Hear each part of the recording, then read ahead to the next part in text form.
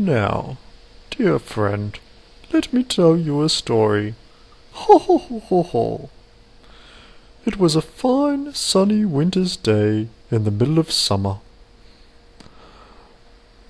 Rice was about 20% less than the price of rice. Still, it wouldn't be rice if it wasn't. Ho ho. I poured some of that fine rice into a saucepan and set it to be oil. It bubbled away, so I put it back again. Once cooked, I emptied it onto a plate, which wasn't really late, despite being a plate. I was interrupted by an interruption to ask if I would mind being interrupted, to which I responded I was happy to be interrupted if necessary to prevent any interruptions.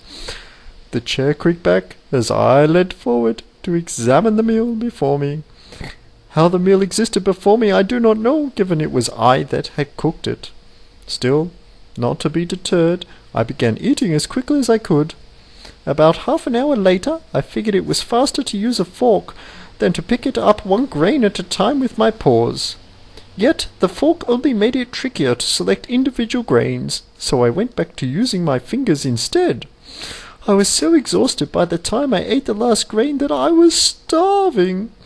Still, not a bad winter's day in the middle of summer, all things considered irrespectively.